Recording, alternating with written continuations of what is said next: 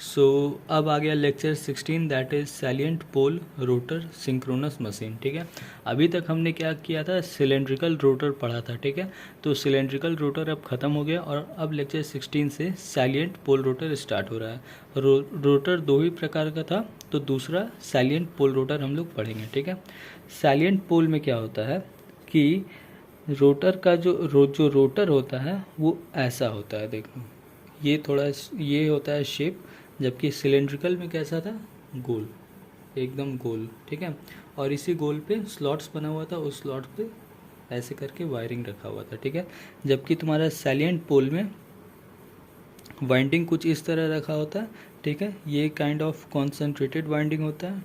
ठीक है, एक ही जगह वाइंडिंग कर दिया और यहाँ डीसी सोर्स लगा दिया, और इस वाइंडिंग से ये तुम्हारा नॉर्थ या साउथ बना। ठीक है, इसमें हम लोग पढ़े थे कि यहाँ पे चैम्परिंग किया जाता है। चैम्परिंग मतलब पोल्स को प्रोजेक्टेड किया जाता है, समझे। प्रोजेक्टेड करने का फ़ायदा क्या होता है कि ये जब फ्लक्स कटिंग करेगा कंडक्टर में, तो इसका फ्लक्स इससे साइनोसॉइडल वेव, साइनोसॉइडल पैटर्न में ईएमएफ इंड्यूस करेगा। ठीक है, अब साइनोसॉइडल कैसे करेगा वो भाई लेक्चर 1 या 2 में सर ने बताया था, तो वहाँ जाके देख लेंगे, इसमें ज़्यादा कुछ नहीं है। मेन पॉइंट यहाँ पे ये है, दैट इज़ एयर गैप को समझना। ठीक है, तो देखो सिलेंड्रिकल रोटर में जो यहाँ पे कंडक्टर था, वहाँ पे जो ईएमएफ इंड्यूस हुआ, ईएमएफ इंड्यूस होने के कारण जब करंट उसमें फ़्लो किया, तो करंट जब फ्लो किया तो करंट अपना एक तो फ्लक्स बनाया, जिसको हम लोग आर्मेचर रिएक्शन फ्लक्स बोलते हैं। तो वो फ्लक्स देखो कैसा बना, तो यहाँ पे कैसे बनेगा, यहाँ डॉट है तो डॉट में मतलब राइट हैंड कर्व रूल में ऐसे, तो ऐसे सब फ्लक्स बनेगा, और इस फ्लक्स से स्टेटर का नॉर्थ यहाँ, साउथ यहाँ, तो यहाँ हर एक फ्लक्स के बीच का एयर गैप देखो। ठीक है, ये फ्लक्स कहाँ है, तो ये कोर में है, मतलब ये कोर स्पेस है। इस कोर में एक ठो फ्लक्स और दूसरे फ्लक्स के बीच जो गैप है ये यूनिफॉर्म है, मतलब हर पोजीशन पे सेम है। ठीक ना, इसलिए स्पेस में कहीं भी दो फ्लक्स के बीच का जो स्पेस है वो यूनिफॉर्म है, नॉर्थ और साउथ दोनों का। जबकि बात करें यहाँ पे, तो यहाँ देखो एक तो फ्लक्स का स्पेस यहाँ पे ज़्यादा है, जबकि यहाँ पे कम है। क्यों, क्योंकि चैम्परिंग किया हुआ है। यहाँ पे ज़्यादा है, यहाँ पे और ज़्यादा है। क्यों, क्योंकि इरेगुलर शेप का रोटर है। ठीक ना, तो इससे हमें क्या पता चलता है कि फ्लक्स एयर गैप जो है, एयर गैप चूँकि नॉन यूनिफॉर्म है, इसीलिए फ्लक्स जो है, जो कि इस कोर में डिस्ट्रीब्यूटेड है, उस फ्लक्स के बीच एयर गैप नॉन यूनिफॉर्म होने के कारण फ्लक्स तुम्हारा इरेगुलर होगा। ठीक ना, मतलब इसको समझो ये कि ये तुम्हारा कोर स्पेस है। ठीक है, कोर स्पेस में तुम्हारा हो क्या रहा है, तो यहाँ पे देखो थोड़ा लंबा है, इसको ऐसे समझो। रोटर अपना फ्लक्स बनाया, that is field flux. Stator अपना फ्लक्स बनाया, जिसको बोलते हैं आर्मेचर रिएक्शन फ्लक्स।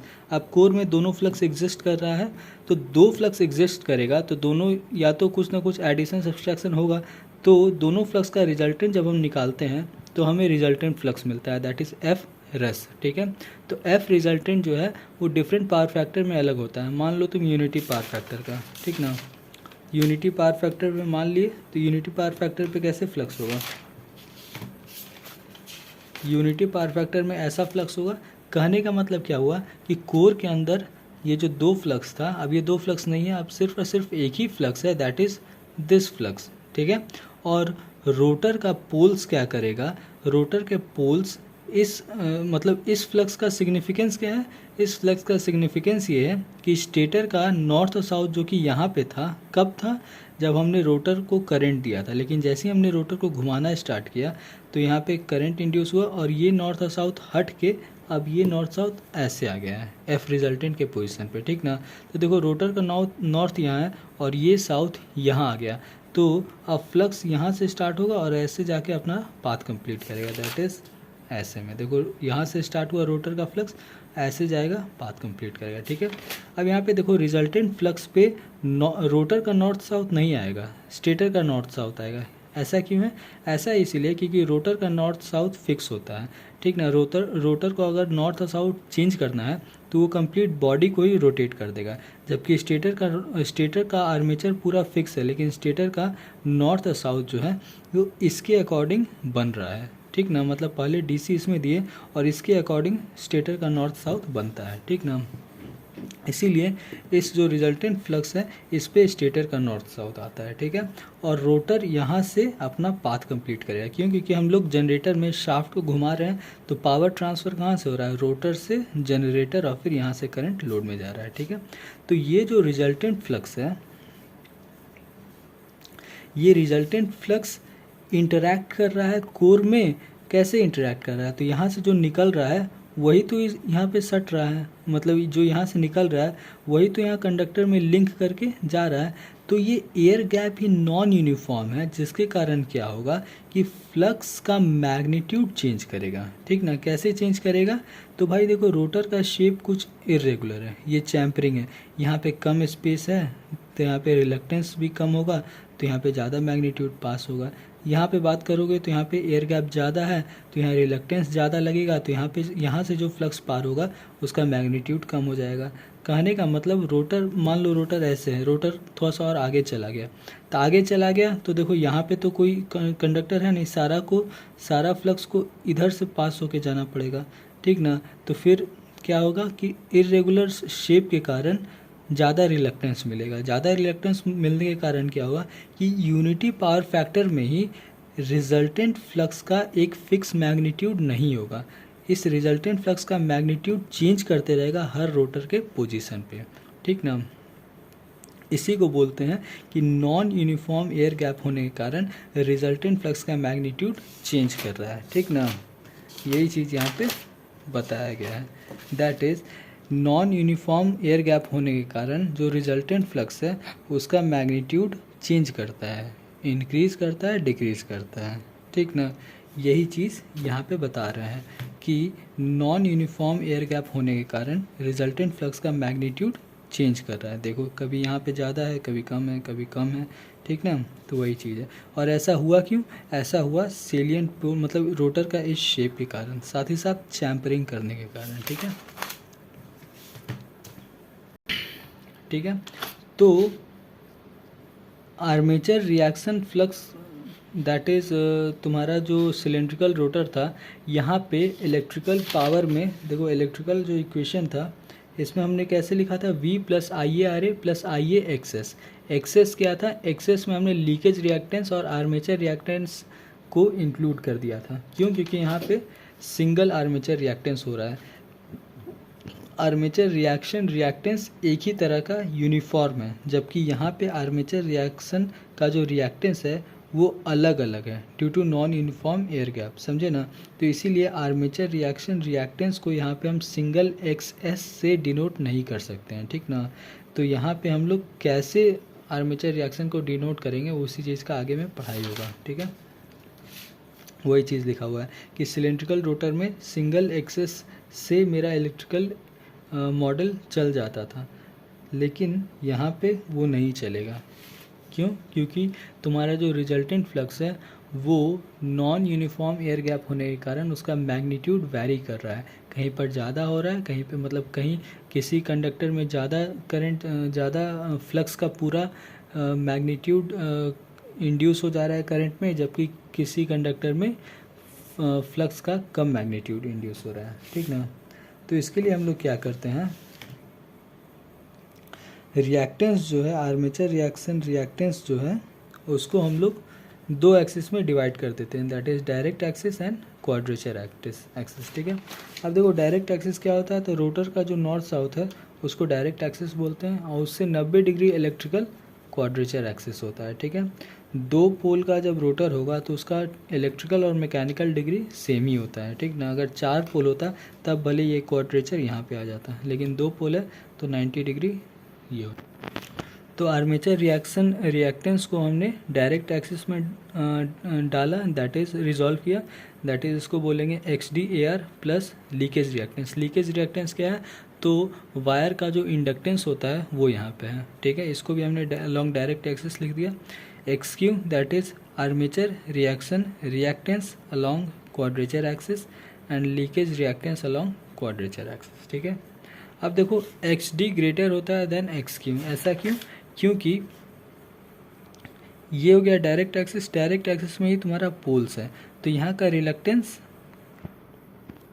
तो यहाँ का रिएक्टेंस ज़्यादा होगा और यहाँ का रिएक्टेंस कम होगा। क्यों ऐसा? इसीलिए क्योंकि जितना भी फ्लक्स है वो यहीं से तो एग्जिट आउट कर रहा है या यहीं से तो इन कर रहा है, ठीक ना। यहाँ से तो कोई फ्लक्स का ट्रांजैक्शन हो ही नहीं रहा है। मैग्नेटिक न्यूट्रल एक्सिस मतलब यहाँ पे कोई मैग्नेटिज्म है ही नहीं, तो सारा फ्लक्स कहाँ से ट्रैवल कर रहा है इधर, तो जो भी रिएक्टेंस होगा वो तो यहीं पे होगा, टिप या दोनों पोल टिप पे।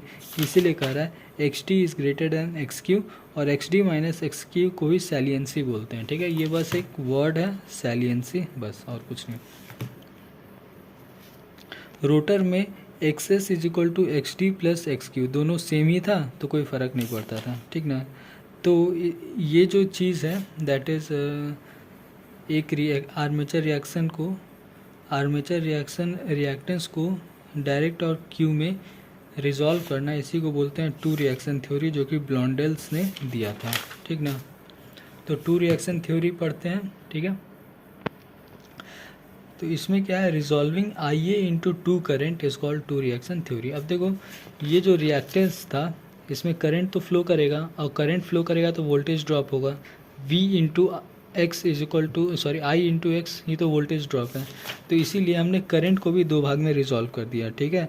दैट इज़ एक आर्मेचर रिएक्शन, एक करंट जो है इसमें फ्लो कर रहा है और एक करंट इसमें। बेसिकली स्टेटर करंट, आधा स्टेटर करंट इसमें फ्लो करेगा, आधा स्टेटर करंट इसमें फ्लो करेगा, ठीक है। ये देखो ये करंट है जिसका एंगल साई है, Sai from E F induced EMF.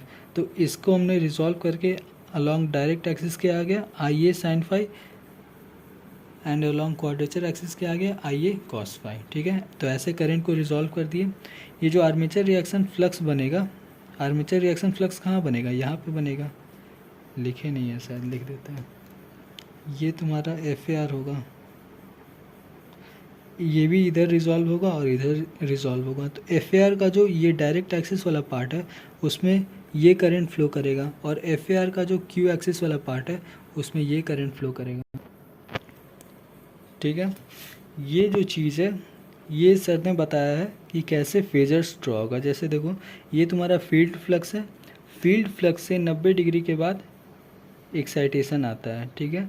अब ये 90 डिग्री क्यों आता है, ये बहुत बढ़िया से एक्सप्लेन करके मैंने इस पेज में लिख दिया है, इसका सेपरेट वीडियो भी बना दिया है, तो उससे देख लेना, ठीक है। इससे लैगिंग तुम्हारा टर्मिनल वोल्टेज आता है, ठीक ना, और इस टर्मिनल वोल्टेज से 90 डिग्री बना दोगे तो रिजल्टेंट फ्लक्स आ जाएगा, ठीक है। ये ओरिजिनल फ्लक्स है और इससे थोड़ा सा डेविएट होगा रिजल्टेंट फ्लक्स, ठीक है। लैगिंग पावर फैक्टर का फिगर है, तो करंट लैग कर रहा है बाय 5, ठीक है।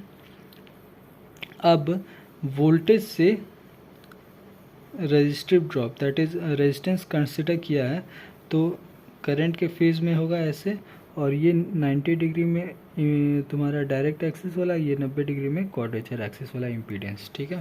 That is voltage drop.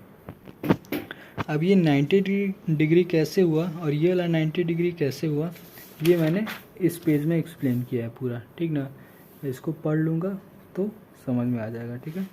और ये सब होने के बाद तुम्हें ई एफ मिल जाएगा, that is V plus I R A plus J I D X D plus J I Q X Q, ठीक है।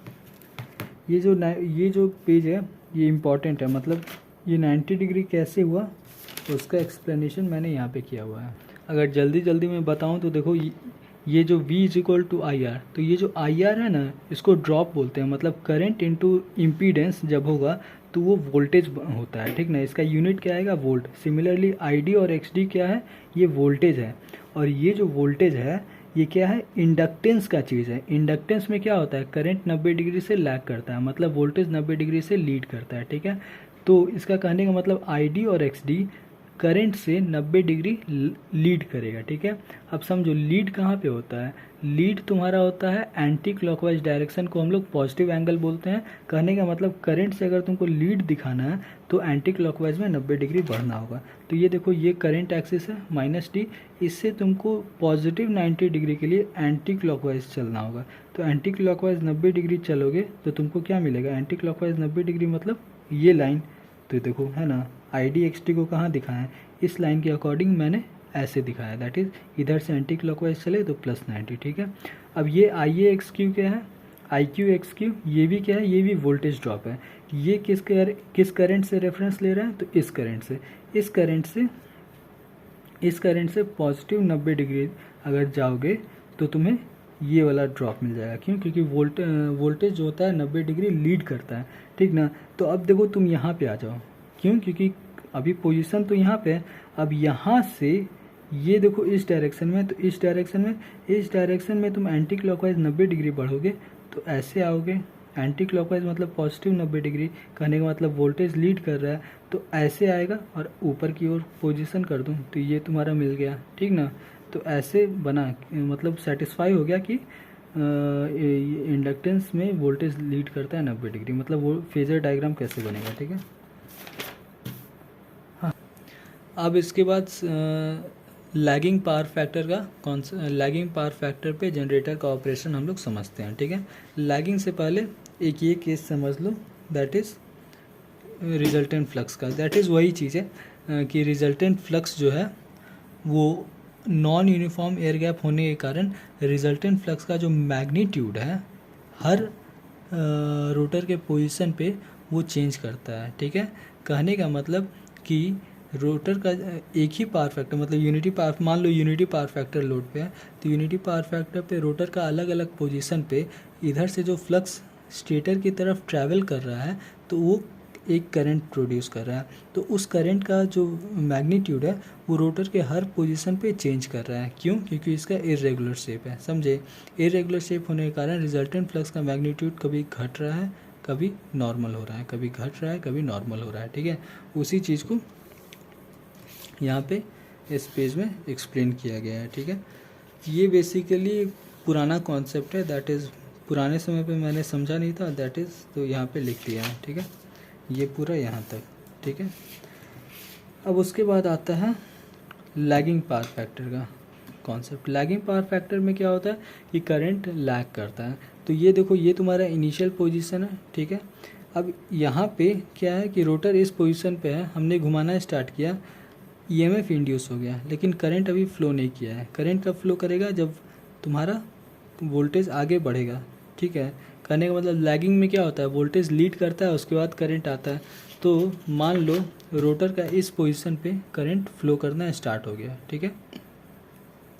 तो इसको बोलेंगे लैगिंग पावर फैक्टर का केस। रोटर का पोजीशन यहाँ पे है और करंट कंडक्टर ए से फ्लो कर रहा है लोड में, ठीक है।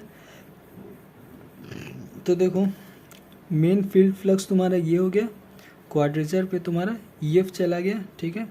ये टर्मिनल वोल्टेज और ये करंट, आर्मेचर रिएक्शन ये हुआ और इसके कारण रिजल्टेंट फ्लक्स तुम्हारा ये बना, ठीक है। लैगिंग पावर फैक्टर में रिजल्टेंट फ्लक्स घट जाता है तो घट गया, ठीक है। लेकिन इर्रेगुलर वेव शेप होने के कारण, नॉन यूनिफॉर्म एयर गैप होने के कारण ये रिजल्टेंट फ्लक्स हर पोजीशन पे और घटते जाता है, ठीक ना। ये चीज़ ध्यान देना है, समझे। और इसी के कारण हम लोग क्या करते हैं कि एक रिजल्टेंट फ्लक्स को लेके तुम कैलकुलेट नहीं कर सकते हो। तो इसके लिए हम लोग क्या करते हैं, आर्मेचर रिएक्शन फ्लक्स को रिजॉल्व कर देते हैं इस एक्सिस में और इस एक्सिस पे, मतलब एक डायरेक्ट एक्सिस पे और एक क्वाड्रेचर एक्सिस पे, ठीक है। कहाँ गया और इसी के अकॉर्डिंग इसका फेजर डायग्राम बनता है, ठीक है। तो पहले वाले में हम लोग क्या किए, रेजिस्टेंस को कंसिडर किए हैं, ठीक है। अब ये जो फेजर है काफ़ी कम्प्लेक्स है, ठीक ना। इसमें ज़्यादा समझने वाला चीज़ नहीं है, बस इसमें जो है पावर फ्लो को समझ लो, that is Q axis locator, ठीक है। तो क्यू एक्सिस लोकेटर बोलता है कि सबसे पहले ईएफ डैश फाइंड करेंगे। ईएफ डैश फाइंड करने से हमें डेल्टा मिल जाएगा। डेल्टा जैसे ही मिलेगा तो हम इंटरनल पावर फैक्टर एंगल निकाल देंगे। इंटरनल पावर फैक्टर एंगल निकालने के बाद हमें कंप्लीट ईएफ मिल जाएगा, ठीक है। ईएफ मिल जाएगा और ईएफ का मैग्नीट्यूड हम ऐसे फाइंड करेंगे इस वाले इक्वेशन से, ठीक है। यही पावर फ्लो रहेगा। थोड़ा मोड़ा समझा देता हूँ, दैट इज़ ये देखो, हमारा टारगेट क्या है, टारगेट है हमारा वी से ईएफ तक पहुँचना, ठीक है। तो ये रास्ता क्या है, रास्ता ऐसे है, ऐसे है, ऐसे है, ऐसे है। लेकिन चूंकि एक्स डी और एक्स क्यू हमें पता नहीं है, ठीक ना। तो हम लोग ये वाला रास्ता फॉलो नहीं कर सकते हैं, ठीक है। तो उसके लिए सर ने क्या शॉर्टकट बताया कि रेजिस्टिव ड्रॉप के पास से एक लाइन यहाँ खींच दो क्यू एक्सिस पे, तो पावर फ्लो कैसे होगा, यहाँ से यहाँ, यहाँ से यहाँ और फिर इतना। तो जो ये वाला जो दूरी है उसको क्या करो, कुछ ऐसे रिजॉल्व कर देना है। रिजॉल्व करके हमें ये वाला चीज़ मिल जाएगा, ये वाला चीज़ मिल जाएगा। तो यही चीज़ है, मैग्नीट्यूड ऐसे ही निकालेंगे, ऐसे ऐसे ऐसे ऐसे, ठीक है। मैग्नीट्यूड ऐसे ही निकला है, ठीक है, और ये वैसे ही निकल गया, ठीक है। इसमें अब क्या करना है, दूसरा case that is R A को नेगलेक्ट कर देना है, ठीक है। आर ए को जब नेगलेक्ट कर देंगे तो फेजर डायग्राम कुछ ऐसा बन जाएगा, ठीक है। इसमें भी सेम वही चीज़ की है, यहाँ वोल्टेज है, यहाँ से यहाँ पहुँचे, यहाँ से इतना दूर को जब ऐड कर देंगे तो हम ई एफ तक पहुँच जाएंगे, ठीक है। ई एफ तक पहुँच जाएंगे तो हमें ये सब डेल्टा वगैरह भी मिल जाएगा, ठीक है। ये तुम्हारा पावर फ्लो है, that is Q axis locator. Steps है सारा, यही मेन है, यही स्टेप्स हमें न्यूमेरिकल में भी करना है, ठीक है। उसके बाद आता है एक्टिव पावर और रिएक्टिव पावर का पता लगाना है, ठीक है। तो पावर को सर ने क्या बताया, पावर का फॉर्मूला होता है V into I cos phi, ठीक है। तो बेसिकली क्या बता रहा है कि ये वोल्टेज है और ये करंट इतना से लैग कर रहा है या लीड कर रहा है, समझे। ये चीज़ है, मतलब एक वोल्टेज इंटू करंट, करंट पूरा इतना है।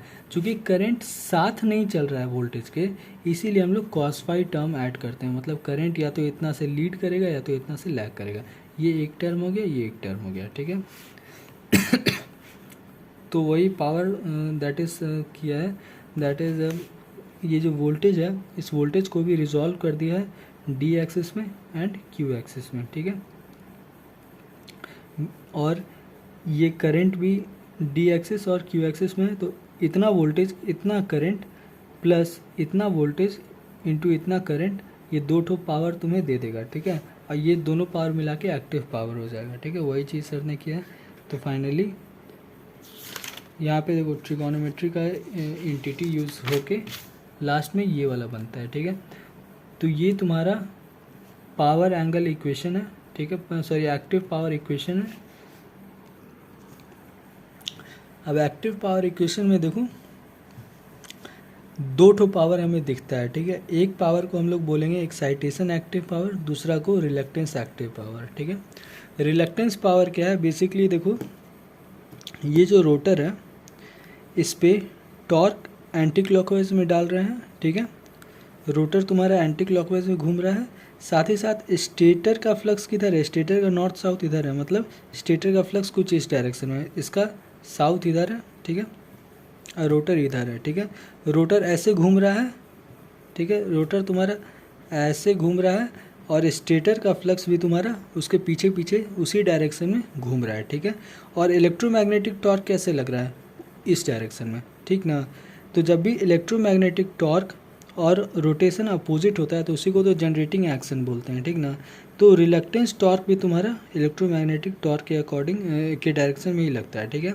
बेसिकली ये है क्या कि स्टेटर का जो फ्लक्स है, ठीक ना, स्टेटर का जो फ्लक्स है वो क्या करेगा कि वो कोर में चाहेगा कि वो पूरा इस मटेरियल से ट्रैवल करे। क्यों, क्योंकि कोर में ये जो मटेरियल है ये लो रिलक्टेंस पाथ ऑफर करता है, समझे। जैसे करंट तुम्हारा सबसे लीस्ट रेजिस्टेंस पाथ से ट्रैवल करता है, वैसे ये जो मटेरियल, ये जो पोल है, सॉरी ये जो रोटर है, ये least reluctance path flow offer करता है मैग्नेटिक फ्लक्स के लिए, ठीक ना। तो स्टेटर का जो फ्लक्स है वो चाहेगा कि ये जो पोल है या तो ऐसे हो जाए या फिर ऐसे हो जाए, मतलब किसी भी तरह में इस डायरेक्शन में अलाइन हो जाए, समझे ना। तो इस रोटर पे एक तो टॉर्क लगाता है, उसी को बोलते हैं रिलक्टेंस पावर टॉर्क, ठीक ना। और ये इलेक्ट्रोमैग्नेटिक टॉर्क के डायरेक्शन में ही लगता है। तो यही दोनों पावर मिलके एक्टिव पावर बनता है, ठीक है। अगर ग्राफ पावर एंगल कर्व देखें तो ये तो नॉर्मल पावर का कर्व था और ये तुम्हारा एक्साइटेशन पावर कर्व होता है जिसका मैक्सिमम 90 डिग्री पे होता है। ये रिलक्टेंस पावर कुछ ऐसा होता है जिसका मैक्सिमम वैल्यू होता है 45 डिग्री पे, ठीक है। तो ये दोनों का जो रिजल्टेंट पावर बनता है वो ऐसा पावर बनता है, ठीक ना। इसका जो मैक्सिमम वैल्यू होता है वो 45 से 90 के बीच में आता है, ठीक है। ये रिजल्टेंट पावर एंगल कर्व है किसका, इसका, समझे। 1 फेज या 3 फेज कोई भी ले लो, ठीक है। उसके बाद आता है रिएक्टिव पावर फ्लो, तो रिएक्टिव भी वैसी है और ये इक्वेशन आया है, ठीक है। इसके बाद हम लोग लीडिंग पावर फैक्टर में सिंक्रोनस जनरेटर को स्टडी करेंगे।